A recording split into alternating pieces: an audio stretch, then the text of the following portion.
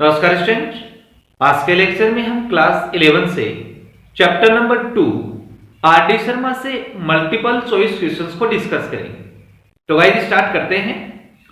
First question, if यदि ए कोई set दिया है 1 2 4, बी सेट दिया है 2 4 5 और सी सेट दिया है 2 5, then A difference B Cartesian B difference C is. तो देखो हमें ये तीन सेट दिए हुए हैं, हमें बताना है A difference B Cartesian B difference C. तो पहले हम A difference B find out करते हैं। अब ए डिफरेंस बी का क्या मीनिंग हो गया? ए के एलिमेंट बी के नहीं होने चाहिए। तो जो ए के एलिमेंट है उसमें बी के एलिमेंट छोड़ देंगे। तो बी के एलिमेंट क्या है इसमें? 2 और 4, हमारे पास बच गया 1। तो ए डिफरेंस बी आ गया 1। अब हम बी डिफरेंस सी फाइंड आउट करते हैं, ठीक है। और बी डिफरेंस सी का मतलब क्या हो गया? बी के एलिमेंट सी के नहीं होने चाहिए। तो सी के एलिमेंट क्या है? 2 और 5। 2 और 5 को छोड़ देंगे, ओनली 4, यहां 4 बचेगा, ठीक है। अब हम इन दोनों का कार्टेशियन प्रोडक्ट करते हैं। A difference B Cartesian B difference C is equal to क्या आएगा? 1 और 4, ठीक है। ये इनका कार्टेशियन प्रोडक्ट आ गया। अब इसमें कौन सा ऑप्शन करेक्ट है आपका? बी ऑप्शन करेक्ट है। तो ये हमारा फर्स्ट क्वेश्चन कंप्लीट। अब सेकंड पे आते हैं।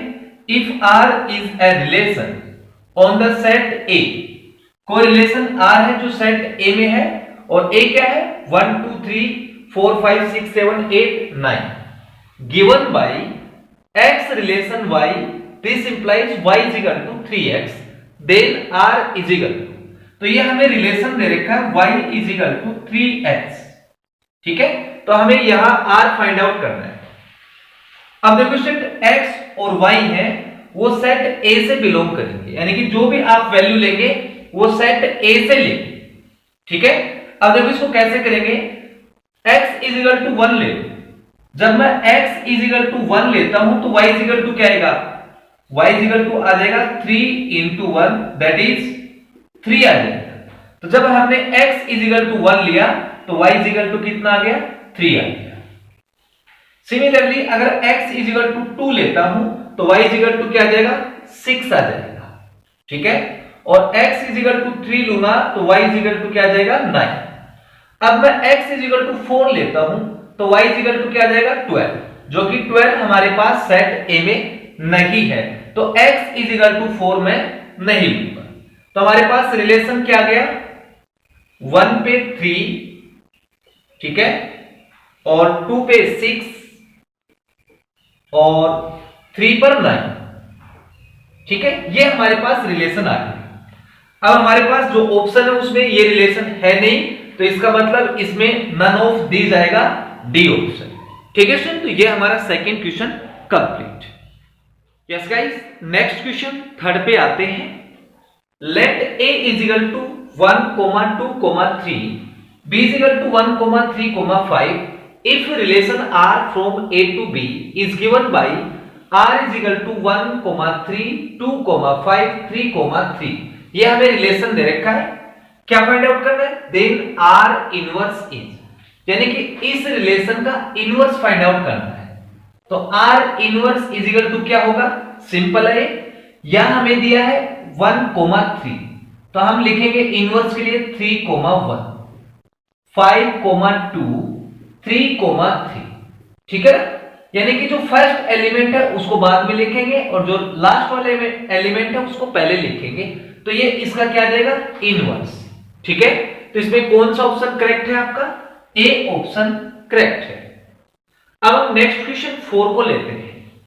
If a is equal to 1 2 3, b is equal to 1 4 6 9 and r is a relation from a to b defined, कोई रिलेशन r है जो a से b में डिफाइंड है, x is greater than y, क्या रिलेशन है?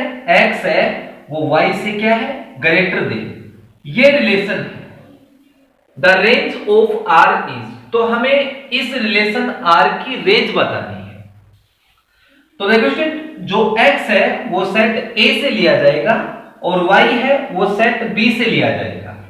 तो पहले हम 1 की बात कर लेते हैं, यानी कि सेट A से हमने 1 लिया। अब 1 है वो सेट B के किस एलिमेंट से ग्रेटर देन है? तो ऐसा कोई भी एलिमेंट नहीं है जो 1 से छोटा हो, सारे बड़े हैं लेकिन 1 है वो इक्वल जरूर है। तो ये केस तो इसमें चलने वाला है नहीं, क्योंकि x वो ग्रेटर देन y होना चाहिए, तो 1 को हम नहीं लेंगे। अब हम बात करते हैं 2 की। 2 है वो b के किस एलिमेंट से बड़ा है? तो वो सिर्फ एक ही एलिमेंट है 1। 2 इज ग्रेटर देन 1। तो यहां से रिलेशन में एक एलिमेंट तो आ गया 2,1। ठीक है, ये केस इसमें वैलिड है। अब नेक्स्ट एलिमेंट की बात करते हैं 3। 3 है वो b के किस एलिमेंट से बड़ा है? तो वो भी क्या है आपका 1। ठीक है, तो दूसरा एलिमेंट आ गया 3,1। ठीक है, और कोई भी एलिमेंट हमारे पास नहीं है। तो ये हमारे पास रिलेशन आ गया स्टूडेंट।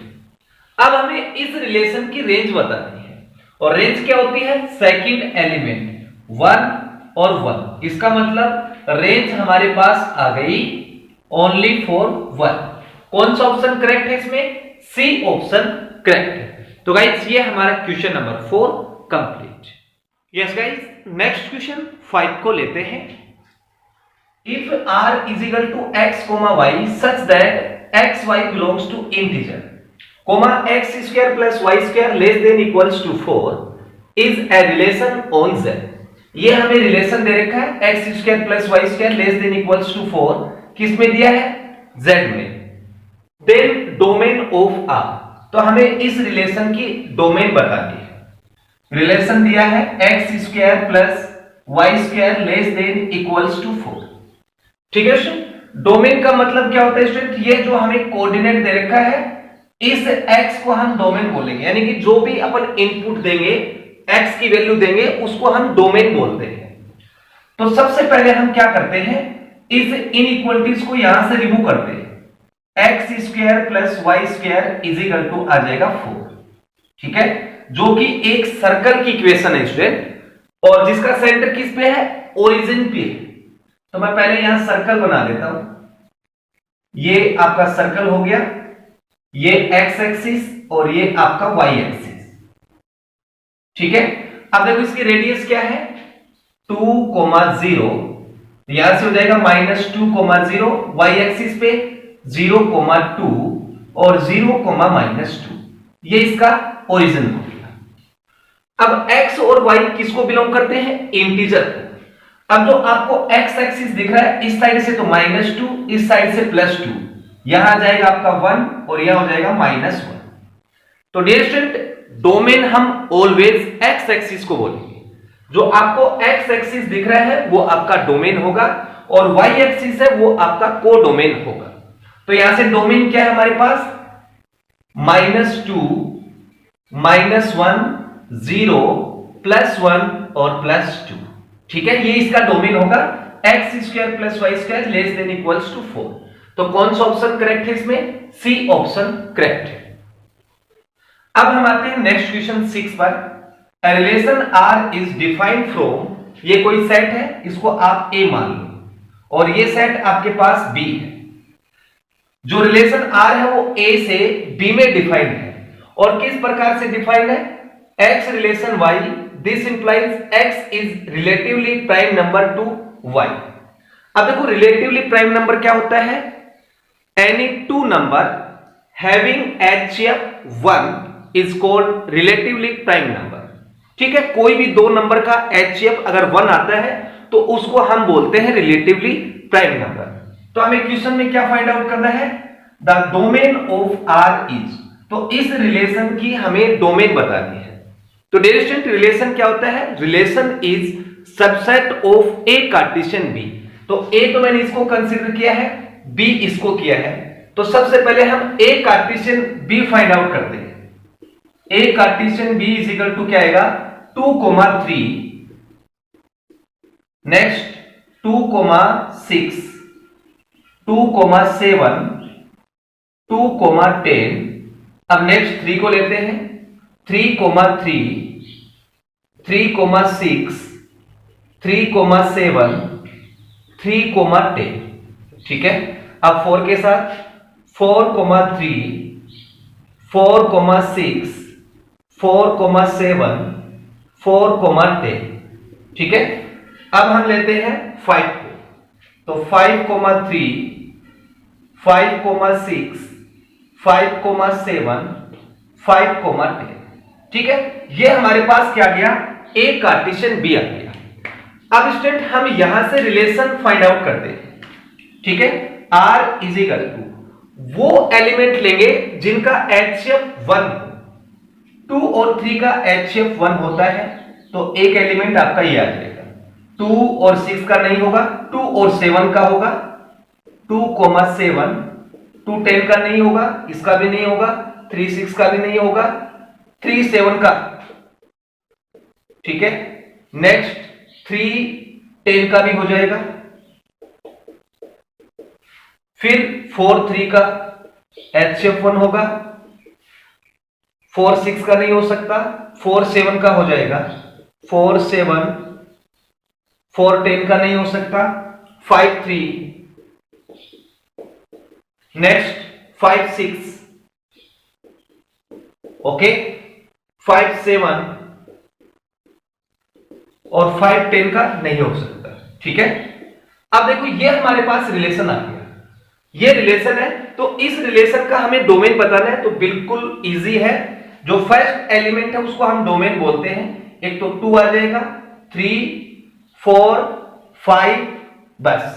तो हमारे पास क्या गया, 2 3 4 5, 2 3 4 5, तो इसमें डी ऑप्शन आपका करेक्ट है, ठीक है student. Yes guys, next question 7 को लेते हैं। A relation phi from C to R is defined by X relation Y. This implies mode of X is equal to Y. कोई रिलेशन फाई है जो C से R में defined है। C आपका complex number, R real number. तो हमें relation दिया है X relation Y. This implies mode of X is equal to Y. और हमें बोला है कि इसमें से कौन सा ऑप्शन करेक्ट है। तो x है, जो x एलिमेंट है वो कॉम्प्लेक्स नंबर से लिया गया है और y है वो रियल नंबर से लिया गया है। तो हमें कॉम्प्लेक्स नंबर का मोड करना है। तो मान लो हमारे पास कोई कॉम्प्लेक्स नंबर z है, a प्लस आयोटा b। तो इस कॉम्प्लेक्स नंबर का मोड क्या होगा, mod of z is equal to under root a square plus b square. ये आपका कॉम्प्लेक्स नंबर का मोड होता है। अब हम ए पोर्शन को लेते हैं। 2 प्लस 3 आयोटा का रिलेशन हम 13 के साथ करेंगे। तो इस रिलेशन के अकॉर्डिंग जो आपका फर्स्ट एलिमेंट है उसका हम मोड करेंगे। इसका मोड कर दो, 2 का स्क्वायर 4, 3 का स्क्वायर 9। तो हमारे पास क्या गया, अंडर रूट 13, और वो किसके इक्वल आना चाहिए, y के इक्वल, दैट इज 13 के इक्वल आना चाहिए, जो कि 13 के इक्वल नहीं है। तो पहला ऑप्शन इसका गलत। अब दूसरे की बात करते हैं, 3 रिलेशन -3। तो पहले नंबर का आप मोड निकालो, 3 का स्क्वायर क्या होगा 9, और 9 का स्क्वायर रूट क्या होगा 3। 3 है वो -3 के इक्वल नहीं है, तो आपका बी ऑप्शन भी गलत। चलो सी ऑप्शन की बात करते हैं। 1 प्लस आयोटा का रिलेशन हम करा रहे हैं 2 से। अब इसका हम मोड फाइंड आउट करेंगे। 1 का स्क्वायर 1 और 1 का स्क्वायर 1। तो हमारे पास क्या गया, under root 2। Under root 2 equal नहीं है 2 के, तो तीसरा ऑप्शन भी आपका रॉन्ग। अब लास्ट ऑप्शन की बात करते हैं, आयोटा रिलेशन 1। अब देखो आयोटा का कोफिशिएंट क्या है 1, तो 1 का स्क्वायर रूट आपका 1 होता है, जो कि 1 है वो 1 के इक्वल है। तो इसमें डी ऑप्शन करेक्ट है। Next question 8, let R be a relation on natural number defined by x plus 2y is equal to 8। यानी कि कोई रिलेशन है R जो नेचुरल नंबर में डिफाइंड है, और रिलेशन दिया है x plus 2y is equal to 8। The domain of R is, तो हमें इस रिलेशन की डोमेन बतानी है, ठीक है। तो स्टूडेंट मैं इस 2y को इधर शिफ्ट करता हूं, तो x इजिकल टू क्या आ जाएगा 8 माइनस 2y। अब हम x और y की जो वैल्यू लेंगे वो किससे आनी चाहिए, नेचुरल नंबर से।